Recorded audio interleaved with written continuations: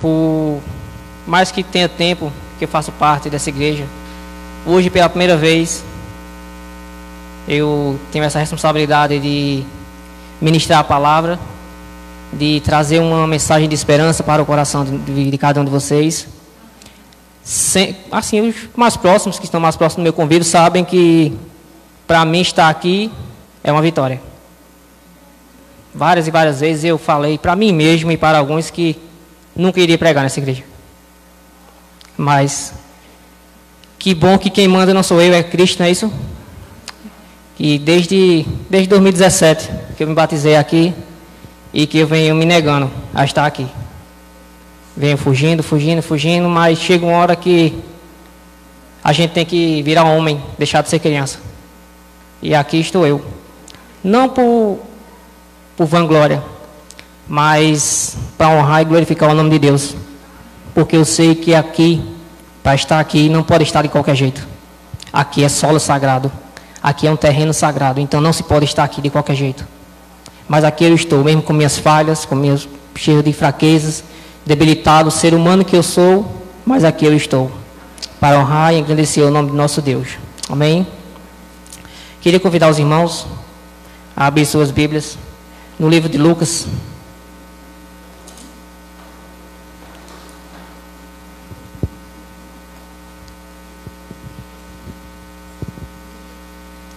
O Evangelho de Lucas, capítulo 24.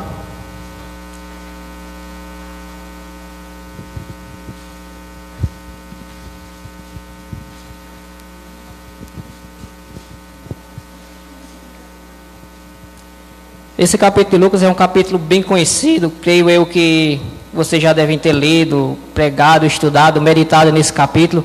E aqui, como diz o nosso irmão Carlinhos, né, vamos fazer uma releitura desse capítulo, porque a Bíblia, ela sempre tem algo novo, sempre tem algo diferente a nos ensinar.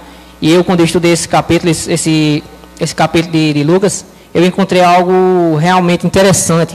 E eu achei por bem partilhar e dividir com todos vocês.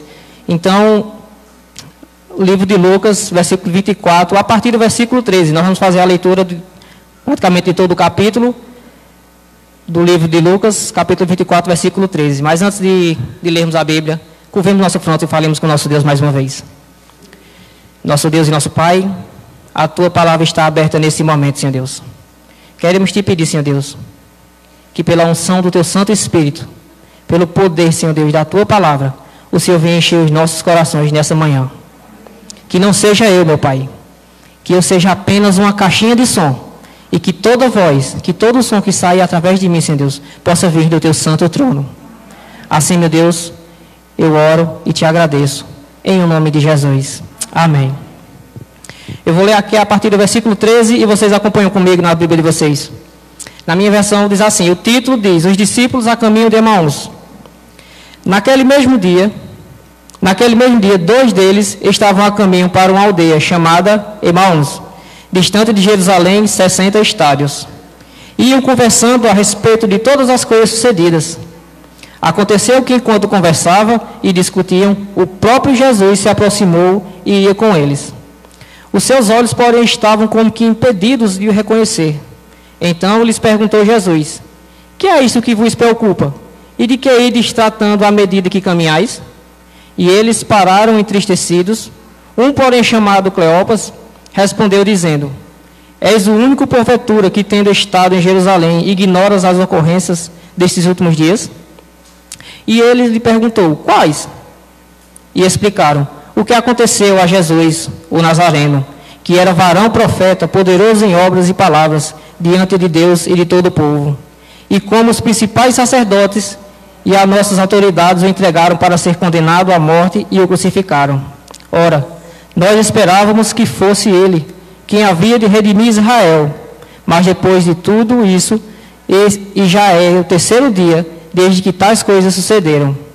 É verdade também que algumas mulheres das que conosco estavam nos surpreenderam, tendo ido de madrugada ao túmulo e não achando o corpo de Jesus.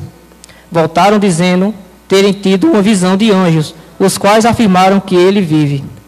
De fato, alguns dos nossos foram ao sepulcro e verificaram a exatidão do que disseram as mulheres, mas não o viram.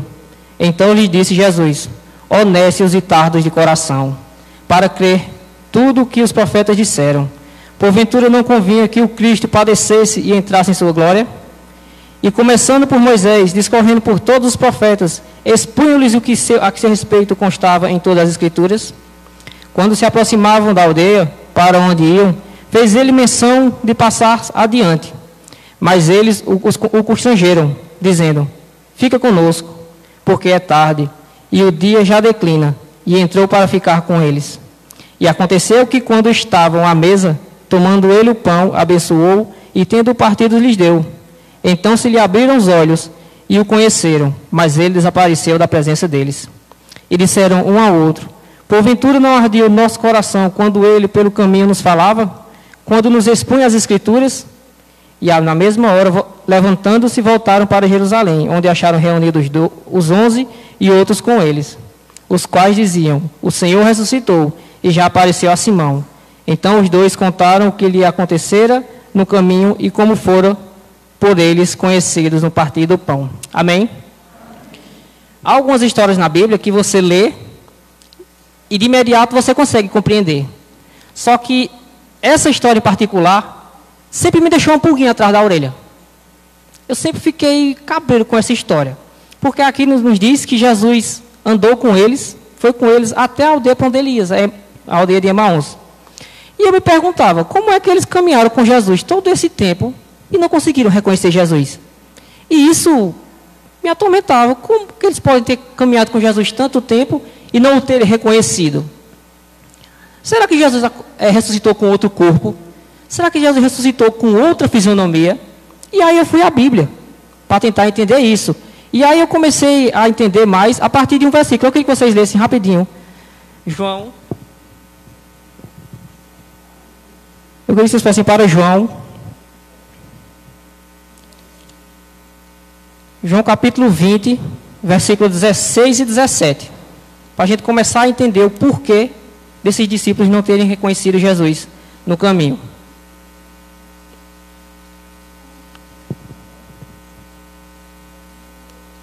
João capítulo 20, versículo 16 e o 17. Diz assim: disse-lhe Jesus: Maria. Ela voltando-se lhe disse em hebraico: Rabone, que quer dizer mestre. Ora, se Maria Madalena, ao ver Jesus, ela o reconheceu imediatamente, isso nos indica que Cristo não ressuscitou com outra fisionomia, com outro corpo. Ele ressuscitou igual ao que ele tinha morrido. Mas por que aqueles dois discípulos não conseguiram reconhecer Jesus no trajeto daquele caminho? E aí é sobre isso que a gente vai estudar um pouco hoje. A gente vai entender mais um pouco por que aqueles discípulos não conseguiram conhecer Jesus. E hoje a gente vai tirar algumas lições. E o tema da pregação de hoje, ela tem por tema lições a caminho de Emaús. E nessas lições nós vamos entender um pouco o porquê desses discípulos não terem reconhecido o Mestre, não terem reconhecido Jesus. Nós vimos aqui que Maria Madalena reconheceu ele de imediato, mas esses discípulos não reconheceram. A história dos dois discípulos a caminho de Emaús é uma das últimas narrativas do Evangelho de Lucas. E aqui é o que eu acho fantástico. Você vai para o livro de Marcos, Marcos destina apenas 2 versículos para essa história. Vocês vão lá em Marcos, está lá em Marcos capítulo 16, apenas o versículo 12 e o 13. Ele fala sobre esse assunto dos discípulos a caminho de Emaús. E você vem para Lucas, ele dedica praticamente um capítulo inteiro falando dessa história. E é fantástico, porque quando você compara os evangelhos, um completa o outro. Isso é fantástico quando você se estuda a Bíblia. E aí Marcos só fala 2 versículos sobre isso, mas Lucas traz uma narrativa maravilhosa sobre isso. A palavra Emaús vem da expressão hebraica Hamat, que significa fonte de águas quentes. Gravem isso. A palavra Emaús significa fonte de águas quentes. E era um povoado que ficava a 11 quilômetros de Jerusalém, de onde eles saíram. Ou seja, Emaús ficava mais ou menos na distância como de Lajedo a Calçado. Mais ou menos essa distância. Muito mais perto do que vocês caminharam semana passada. E ele era mais ou menos essa distância, 11 quilômetros, como Lajedo a Calçado. E aí esses discípulos percorreram todo esse percurso e Jesus ao lado dele, conversando com eles. O contexto da história, todos nós já sabemos. Jesus havia sido crucificado na sexta-feira e já havia passado 3 dias desde sua morte. Então, ele ressuscita. e se encontra com aqueles dois homens que estavam conversando enquanto caminhavam. Jesus então os questiona sobre o que estavam discutindo e percebe que eles estavam tristes e decepcionados.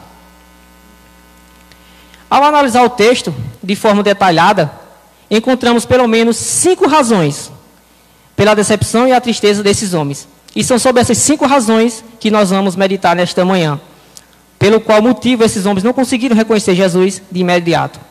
Aqui eu pude encontrar pelo menos 5 razões pelas quais. E a primeira razão pela qual esses homens não conseguiram reconhecer Jesus era porque eles estavam no caminho errado. A primeira coisa que nos chama a atenção aqui é que eles estavam indo para Emaús, sendo que eles deveriam permanecer aonde? Em Jerusalém. Cristo tinha dito a eles que permanecessem em Jerusalém, eles estavam indo para Emaús. Jesus confirma isso no versículo 49, do versículo 24 que a gente acabou de ler. Após se reencontrarem com ele e os 11, vimos acima que Emaús significa o quê? Fonte de águas quentes. Emaús significa fonte de águas quentes. Jerusalém, porém, significa lugar de paz.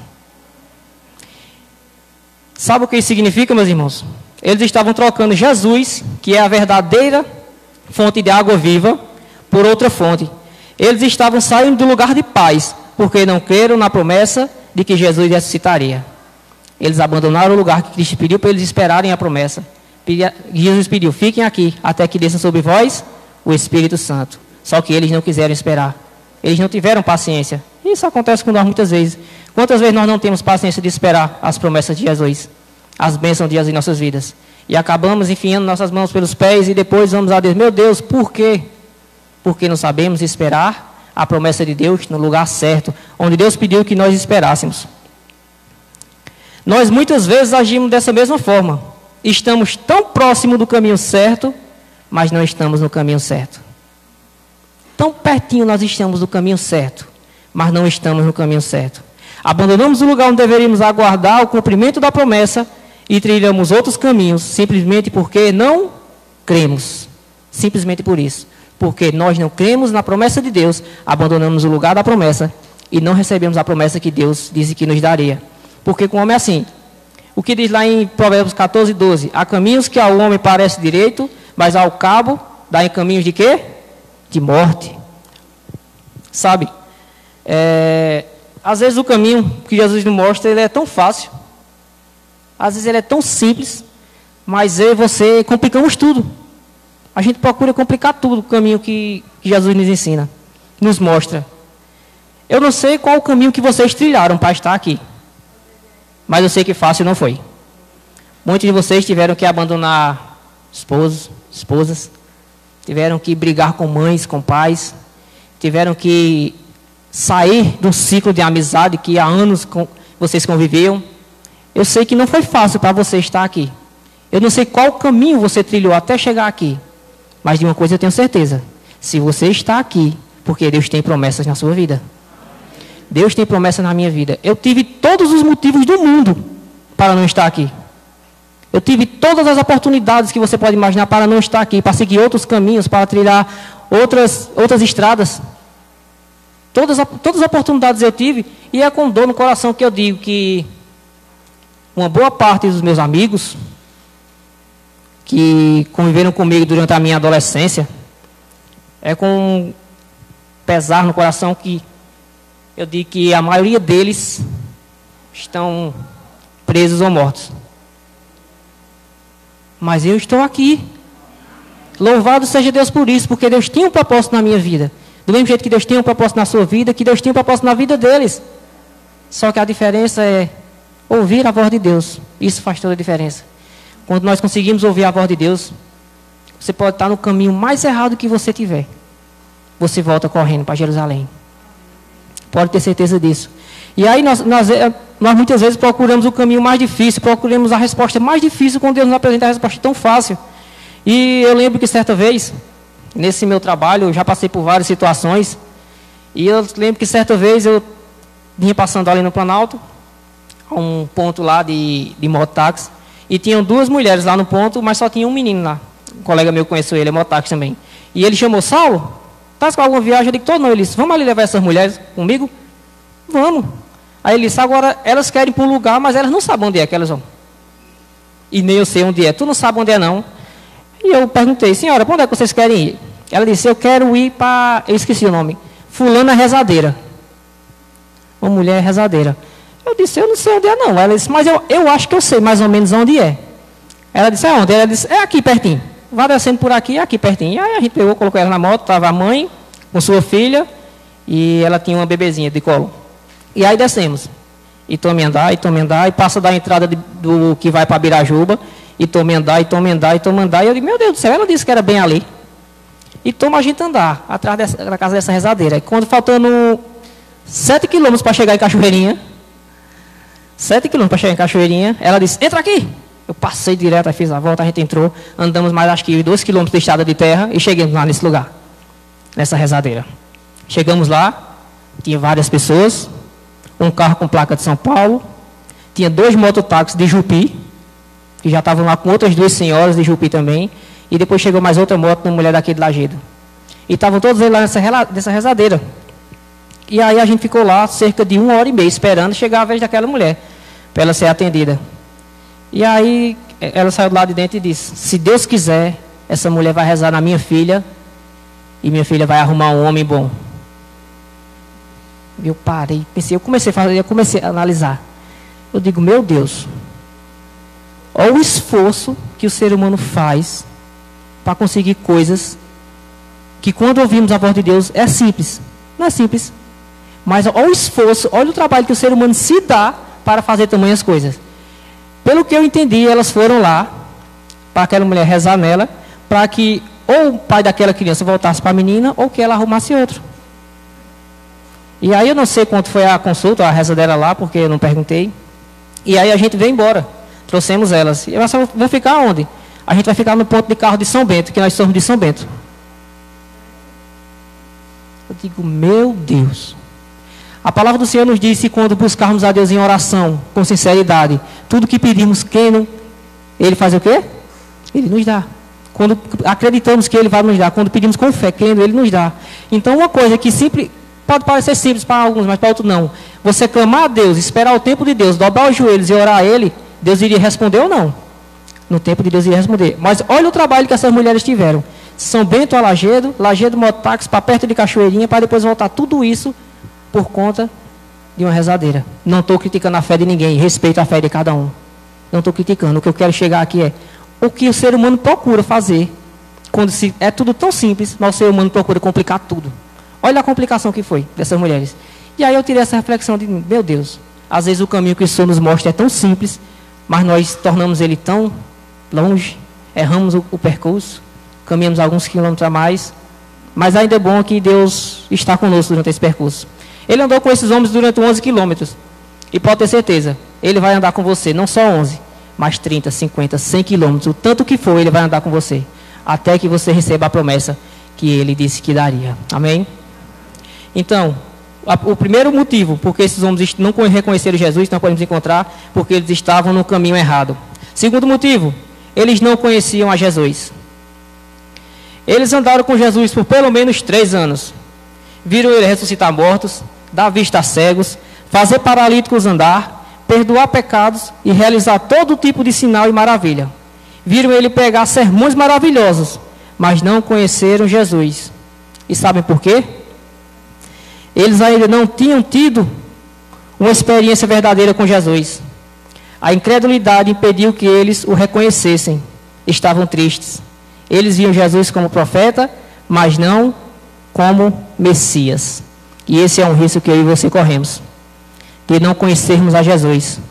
Ah, mas eu sou adventista há 10 anos. Eu sou adventista há 30 anos. Mas você ainda não reconheceu Jesus. É triste dizer isso. Quantas pessoas já passaram por esse banco? Passaram anos nessa igreja. E hoje nós olhamos e elas não estão mais. Isso foi do nada? Não, meus irmãos. Elas não tiveram encontro com Jesus. Elas não conheceram Jesus. Então, um outro motivo que nós podemos ver, porque esses homens não conseguiram reconhecer Jesus, porque eles não conheciam a Ele, mesmo tendo andado com Ele durante todo esse tempo. Só quem conhece alguém é quem convive com ela no dia a dia, pessoalmente. Quer um exemplo disso? Wilmo, você me conhece? Como é meu nome? Saulo. Me conhece? Qual time que eu torço? você não me conhece? Qual a comida que eu mais gosto? Entende? Ela me conhece, ela sabe que eu sou Saulo. Mas ela não tem uma intimidade grande comigo a ponto de saber todos os meus desejos, o que eu gosto, o que eu não gosto. Sabe quem me conhece? Sabe quem sabe meus defeitos, minhas qualidades? Aquela neguinha ali.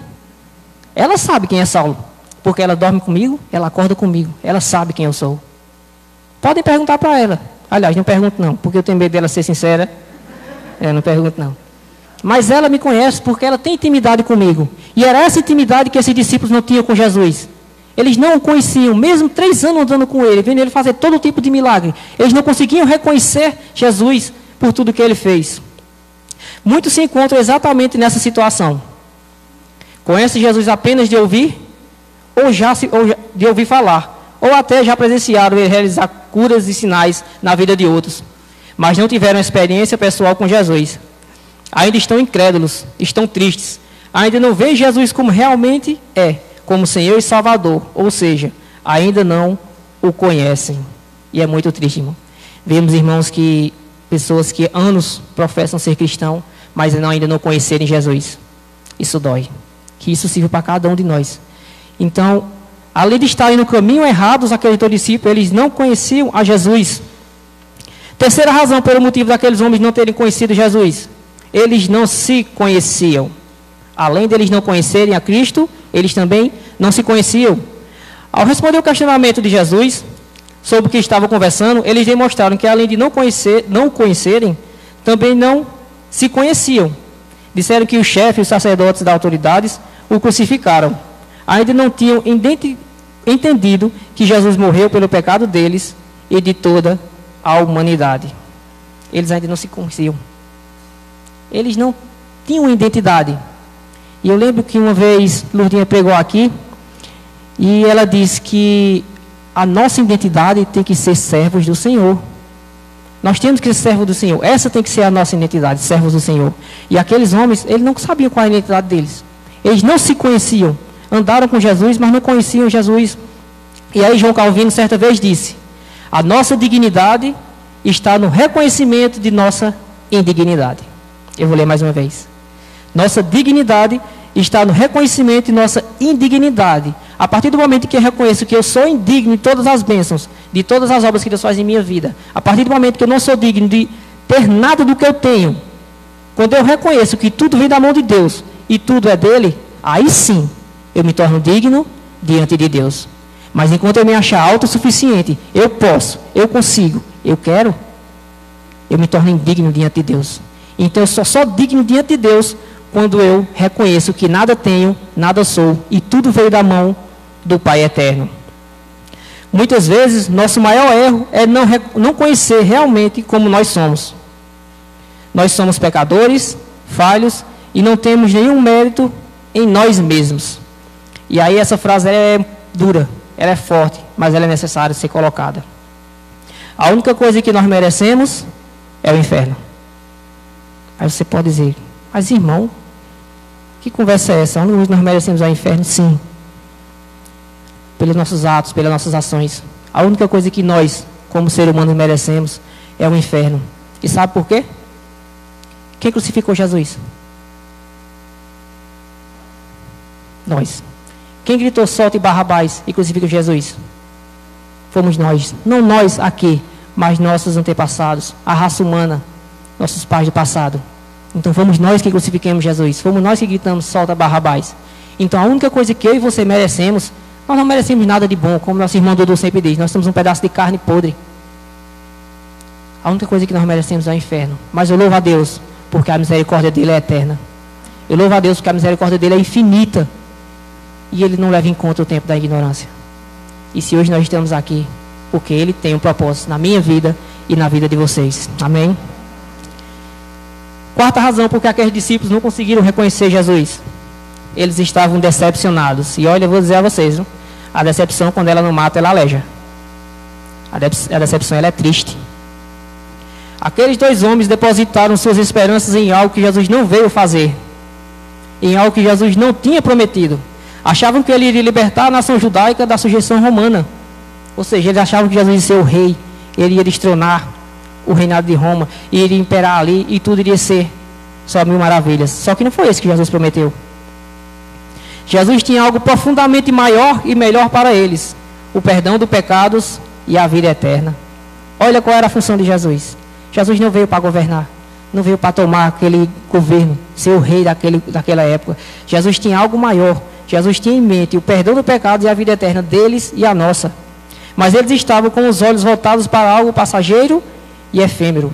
Quando nós depositamos nossos olhos, quando nós depositamos nossas emoções, nossas forças em algo desta terra, nós nos decepcionamos. Porque tudo que há nessa terra é passageiro. Eu me lembro certa vez de uma reportagem que eu vi de um homem que ele era casado e ele descobriu que estava sendo traído por sua esposa. E quando ele soube da traição, ele simplesmente não teve dúvida, entrou num carro, acelerou o carro em uma rua reta e no primeiro poste que ele viu, ele bateu de propósito. E aquele carro pegou fogo. E quando aquele carro pegou fogo, as pessoas tentaram tirar ele lá de dentro e ele não quis sair. Ele fechou a porta e disse: eu quero morrer. Porque ele depositou as suas esperanças na sua esposa, em algo dessa terra, algo efêmero, algo passageiro. Quando eu deposito minha esperança, quando eu deposito minhas forças em algo dessa terra, seja numa esposa, num esposo, num filho, numa mãe, numa casa, em um bem, quando eu deposito minha esperança nas coisas dessa terra, eu me decepciono. Porque as coisas dessa terra são transitórias e passageiras. Mas quando eu deposito minha fé, quando eu deposito minha esperança no Rei da Glória, naquele que prometeu voltar, que prometeu me salvar, aí sim, eu tenho motivo para sorrir, eu tenho motivo para cantar. Porque eu sei que Ele prometeu e Ele vai cumprir. Por isso, nossa esperança deve estar voltada apenas em quem? Em Cristo Jesus, nosso Senhor. Ao dizer, hoje é o 3º dia, desde que tudo isso aconteceu, eles demonstraram que não criam no sobrenatural de Deus. Os judeus tinham uma crença de que a alma deixava o corpo ao 3º dia. Ou seja, se algo não tinha acontecido até ali, não ia acontecer mais. Isso tudo os deixou decepcionados. Eles ainda estavam arraigados, ainda estavam apegados às crenças, aos costumes judaicos. Eles não tinham entendido a mensagem de Cristo. Eles não tinham entendido a missão de Jesus na vida deles e na vida de cada um. Eles estavam arraigados, estavam seguros naquela tradição e não conseguiram enxergar algo maior que Cristo veio fazer. Essa mesma atitude se repete nos nossos dias. Pessoas que buscam a Deus não pelo que Ele é, mas porque querem resolução dos seus problemas. E aí eu me recordo do começo da pandemia. Coisa linda de se ver. Todo mundo orando. 6 horas da noite todo mundo ia para a janela dos prédios. Todo mundo louvava a Deus. E oração, e jejum, e súplicas. Porque queriam o quê? Queriam Deus? Queriam buscar Deus? Não. Queriam a resolução dos seus problemas. Queriam esse vírus extinto. Queriam esse vírus, que esse vírus fosse extinguido da terra. Para quê? Para adorar a Deus? Não. Para continuarem com suas vidinhas normais. Comprando, vendendo, casando, dando de casamento. Eles queriam isso. Eles não queriam que essa pandemia acabasse para poder vir à igreja adorar a Deus. Eles queriam que essa pandemia acabasse para continuarem com sua vidinha. Mas só que não foi isso que Cristo foi fazer. Querem restaurar seus casamentos, querem cura para suas doenças físicas e da alma. Querem uma casa, querem um carro, querem resolver seus problemas financeiros, querem tudo. Querem a bênção de Deus, mas não o Deus da bênção. E o pior, e ainda querem do jeito que eles imaginam. E como se não bastasse, não creem no sobrenatural de Deus. Ou seja, eu quero tudo da mão de Deus, mas eu não quero a face de Deus. Eu quero um carro. É pecado eu desejar um carro? Não. Mas o que eu faço para ter esse carro? Sim. Eu estou deixando de ir à igreja, de ler a Bíblia para trabalhar. Eu estou deixando minha família de lado para conseguir comprar esse carro. Então isso é errado. Então nós queremos tudo da mão de Deus, mas queremos do nosso jeito. Deus quer nos dar uma forma de, não, Deus, eu quero dessa. Eu não quero essa casa. Eu não quero esse carro, eu não quero esse emprego. E uma vez alguém disse, eu guardei isso para mim, e eu levo isso comigo sempre. Nunca reclame do que você tem. Nunca. Nunca reclame. Sabe o seu emprego chato, o seu emprego ruim, o seu emprego insuportável? É o sonho de um desempregado. Sabe a sua casa pequena, feinha, quebrada, cai nos pedaços? É um sonho de um morador de rua. Sabe o seu filho, chato, insuportável, que não para quieto? É o sonho de uma mãe estéril. Então, não reclame do que você tem. Eu aprendi isso, a duras penas. A não reclamar do que Deus me deu. E hoje, eu louvo a Ele pelo que Ele me deu. Porque eu sei que o que eu tenho é porque Ele quis me dar. Não porque eu mereça, mas porque Ele é misericordioso comigo. Por isso eu louvo o nome de Deus por isso. Porque Ele tem tido misericórdia de mim até agora. E eu creio que também tem tido misericórdia de vocês. Quinto e último motivo pelo qual aqueles homens não conseguiram reconhecer a Cristo. Não tinham discernimento. Em algumas versões, Jesus os chama de nécios, que significa tolo ou sem discernimento. Apesar deles conhecerem as profecias bíblicas a respeito de Jesus, não conseguiram entender que a cruz era o caminho para a glória de Jesus. A maior história da humanidade estava se desenrolando debaixo do nariz deles, mas eles não estavam discernindo, não estavam entendendo. Aqueles homens não estavam conseguindo compreender que tudo aquilo que estava acontecendo era desenrolado de toda a história e estava acontecendo debaixo do nariz deles. Eles não sabiam, não tinham percebido que até hoje, no dia de hoje, nós estaríamos falando sobre isso, sobre esse acontecimento, que eles seriam um papel importante de tudo que aconteceu, só que eles não tinham discernimento de tudo aquilo. E a Bíblia nos diz que esse é um dos dons, discernimento espiritual. Nós precisamos ter um discernimento espiritual, principalmente nos dias de hoje, um discernimento espiritual aguçado, para compreender o que está à nossa volta. Tem pessoas que não conseguem compreender o que está ao redor dele, à sua volta. Então nós temos que ter esse olhar, esse discernimento, para ver onde nós estamos, para onde nós estamos indo, para onde eu quero chegar. Precisamos ter esse discernimento espiritual hoje, agora, neste momento. Quantas pessoas agem igualmente hoje em dia? Mesmo presenciando o mover e o milagre de Deus de perto, não conseguem discernir e estão totalmente apáticos. Mesmo presenciando os sinais proféticos se cumprindo a cada dia, continuam sem entender. E aí eu pergunto, até quando vamos brincar de ser crente? Querem sinal? Querem mais sinal do que está acontecendo no mundo? Eu acho que não tem mais como ficar mais claro que estamos no tempo do fim. E aí nós estamos fazendo o quê? Brincando de crente. Eu gosto muito da minha irmã Glória, que ela diz, não brinque de ser crente, porque o diabo não brinca de ser diabo, ele é diabo. Então não brinque de ser crente, irmãos. Procure conhecer a Cristo, ter intimidade com Ele, procure ter discernimento espiritual. Isso não vai fazer Deus melhor, mas vai fazer você melhor diante de Deus. Deus não necessita de minhas orações, Deus não necessita de meu comprometimento, porque sem isso Ele continua sendo Deus. Mas quanto mais eu busco a Deus, quanto mais eu oro, mais eu me torno perto, mais eu chego perto da salvação, mais eu me torno participante do galardão que Deus prometeu para mim. Então procuremos mais a Deus. Só quando Jesus partiu o pão é que os olhos deles foram abertos. Ó. Eles lembraram dos momentos que presenciaram onde Jesus ceava e partia o pão com eles. O milagre da multiplicação de pães e peixes, onde Jesus agiu exatamente da mesma forma no partir do pão. Então, a partir daí, quando Cristo partiu o pão com eles, foi que eles conseguiram conhecer a Cristo. Isso é muito profundo. Jesus tomou o pão, abençoou, o partiu, entregou aos discípulos, e estes que alimentaram a multidões. Ele deixou bem claro que para nós conhecermos, temos que partir o pão. Quando deixamos de partir o pão, deixamos de conhecer a Cristo. Quando deixamos de ler a Bíblia, quando deixamos de partilhar a Bíblia, quando deixamos de espalhar as boas novas, nós estamos deixando de partilhar o pão. E aí eu gosto muito de uma citação que Eric falou aqui na pregação dele, que ele disse que não há uma forma secreta para buscarmos a Deus. Não há uma forma secreta, um lugar secreto para buscarmos a Deus. Basta irmos com sinceridade, basta sermos sinceros, que Deus irá nos ouvir.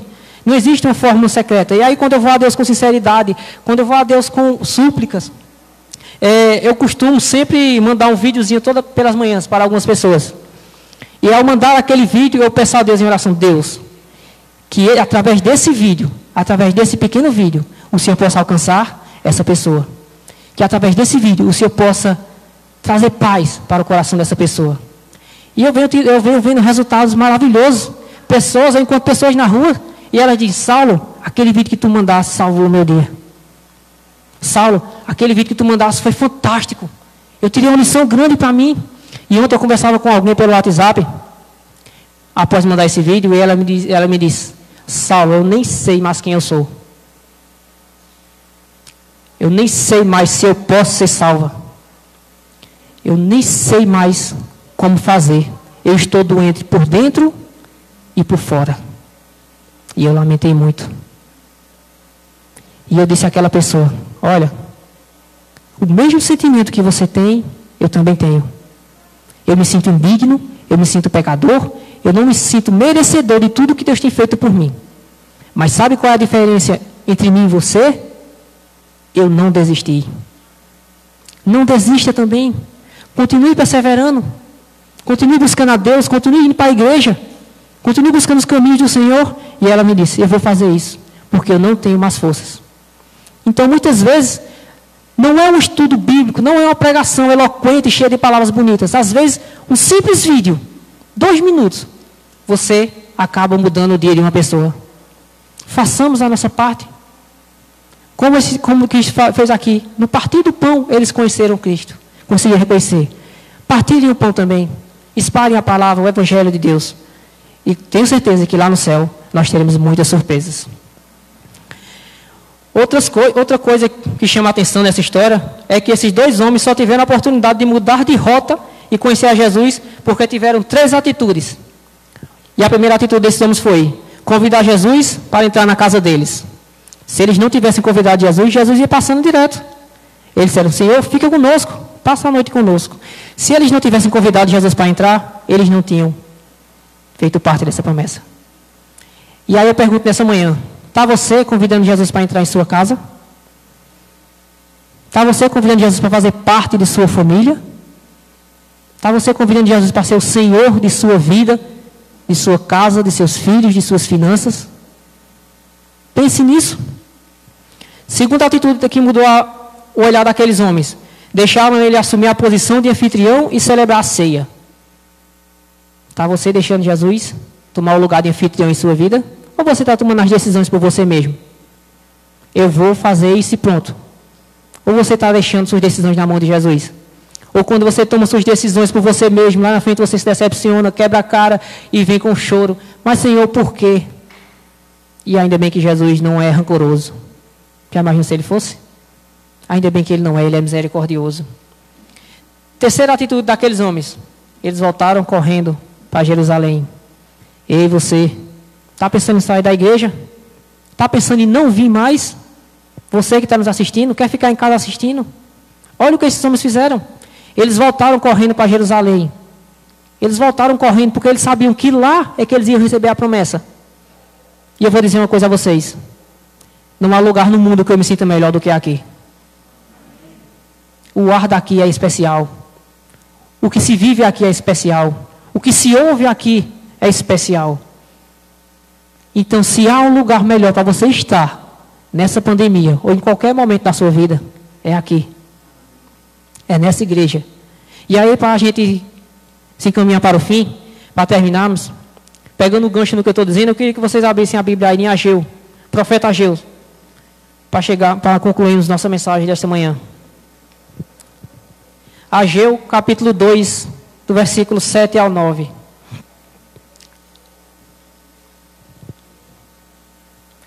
Livro do profeta Ageu, capítulo 2, versículos 7 ao 9.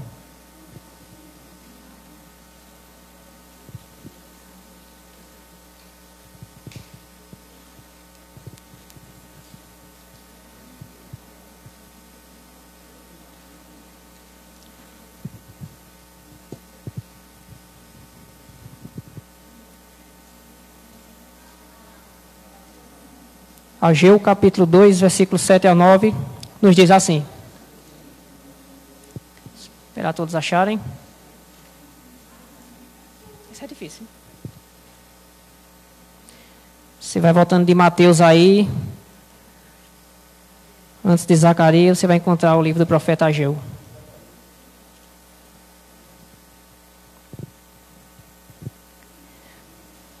Versículo 7. Farei abalar todas as nações, e as coisas preciosas de todas as nações virão, e encherei de glória esta casa, diz o Senhor dos Exércitos. Minha é a prata, meu é o ouro, diz o Senhor dos Exércitos. A glória desta última casa será maior do que a primeira, diz o Senhor dos Exércitos. E neste lugar darei paz, diz o Senhor dos Exércitos. Amém. Quer ter paz, meu irmão? Neste lugar. Aqui, o profeta Ageu, ele fala sobre a glória do Senhor, segundo o templo. Mas você quer ter paz nos dias de hoje? É neste lugar. Você quer buscar conforto? É neste lugar. Em casa é importante, nossa comunhão diária é. Mas quer ter paz? É neste lugar. Metade do que eu sei, quase tudo o que eu sei, eu não aprendi em casa só. Eu aprendi neste lugar. Vendo pessoas pregarem aqui e tirando importantes lições de cada pregador. Cada um que sobe aqui eu procuro observar e tirar algo. Então, meu irmão, se você quer andar com Cristo, você quer conhecer a Cristo, você quer conhecer a si mesmo, o lugar é esse. Não tem para onde você correr. Em meio à pandemia, o lugar mais seguro que você pode encontrar é a igreja. Disso você pode ter certeza, meus irmãos. E aí, pegando esse gancho sobre o caminho, nós vimos aqui vários ensinamentos sobre o caminho de Emaús. Nossa caminhada, ela não tem sido fácil, e ela não é fácil. E precisamos de pessoas para nos encaminhar nessa jornada. E uma das pessoas importantes em nossas vidas e responsável pelo nosso caminhar são nossas mães. Não poderia deixar de lado aqui e dar meus parabéns a todas as mães e dizer que o que as mães fazem refletem no percurso de nossa vida até a forma adulta. Eu lembro de coisas que minha mãe fazia quando eu era criança e até hoje eu guardo elas. E, inclusive, eu quero pedir para Edson colocar uma música. Deixa na agulha aí, Edson.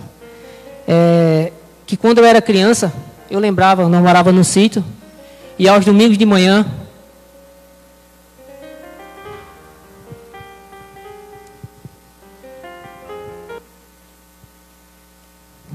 eu acordava e casa do sítio não tem reboco, não tem estuco, e eu via a luz do sol entrando pela brecha das telhas. E eu acordava com minha mãe colocando essa música. Ela ligava na missa de manhã e ela colocava essa música. E eu guardo essa música no meu coração até hoje. E eu queria que você, ao ouvir essa música, você guardasse ela no coração de vocês. Senhor, e tentasse fazer tudo que ela pede. Não é impossível. Fique de pé e cantem ao nosso Deus. Onde houver ódio, que eu leve o amor. Onde houver ofensa, que eu leve o perdão. Onde houver discórdia, que eu leve a união. Onde houver dúvida, que eu leve a fé.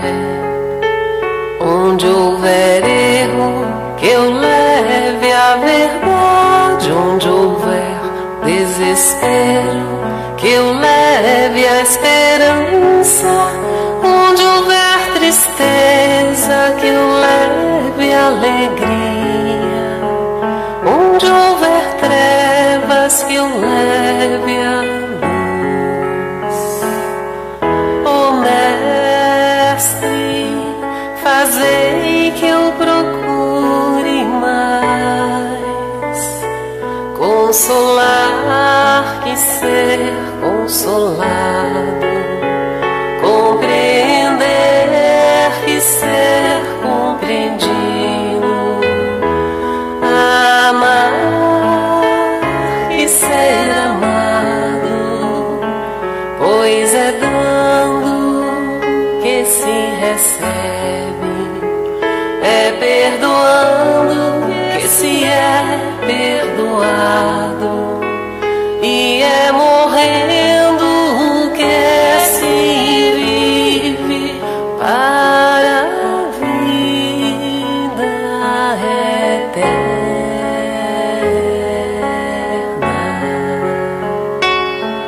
Ó Mestre, fazei que eu procure mais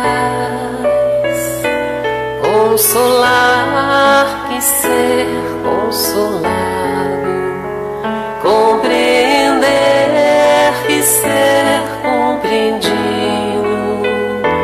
amar que ser amado, pois é dando que se recebe, é perdoando que se é perdoado, e é morrendo que se vive para a vida eterna.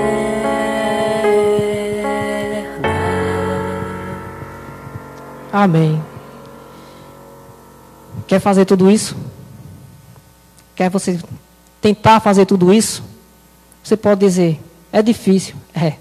É muito difícil. Olhando para nós mesmos, é difícil. Comece pelo final dessa música, se você quer fazer tudo isso. Comece morrendo. Comece morrendo para esse mundo. Comece morrendo para os prazeres que ele nos oferece. Comece morrendo para tudo que lhe afasta de Deus. E a partir daí, você vai começar a amar mais. Você vai começar a doar mais. Você vai começar a perdoar mais. Mas primeiro, comece pelo final. Morra para esse mundo. E aí você vai ter realmente um encontro com Cristo. Oremos então. Querido Deus e maravilhoso Pai, como é bom, meu Deus, termos a certeza que não importa o caminho que nós trilharmos, Senhor Deus, o Senhor vai estar conosco em todos eles. Como é bom, Senhor Deus, ter a certeza que por mais que eu tenha ido longe, Senhor Deus, por mais que os teus filhos tenham ido longe, nunca será tarde para voltar, Senhor Deus. Enquanto estivermos vivos, enquanto estivermos respirando, Senhor Deus, há uma chance, ó Deus, de obtermos a vida eterna. Que possamos tirar, Senhor, ensinamentos dessa história, meu Pai. Que possamos esperar as promessas que o Senhor disse que nos darias no lugar, Senhor Deus, no lugar certo. Ajuda-nos, ó Deus, a voltarmos correndo para Jerusalém espiritual, para estarmos sempre ao teu lado, ó Deus, para termos um encontro verdadeiro com o Senhor aqui nessa terra, para que um dia possamos nos encontrar com o Senhor nas nuvens dos céus. Senhor Jesus, que esta canção que cantamos agora, ela possa, Senhor Deus, ser o tema de nossa vida de agora em diante. Que possamos, ó Deus, procurar amar mais do que ser amado. Que possamos procurar mais, Senhor Deus, perdoar do que ser perdoado. Que procuramos, Senhor Deus, dar mais do que receber, Senhor Deus. Para que tudo isso? Ora, para que um dia possamos alcançar a vida eterna em Cristo Jesus. Por isso, meu Deus, nesta manhã eu entrego a tua igreja em tuas mãos. Abençoa, Senhor Deus, cada um que aqui se encontra. Dai-nos, ó Deus, motivos para sorrir, meu Deus, para buscarmos a tua face todos os dias, ó Pai. Venha, ó Senhor Deus, perdoar nossas iniquidades, perdoar nossas transgressões, Senhor Deus, e principalmente perdoar as nossas omissões, Jesus, porque temos nos omitido, Senhor Deus, em pregar o teu evangelho. Tem misericórdia de nós. Dai-nos um sábado na tua presença, Senhor Deus, e na tua companhia.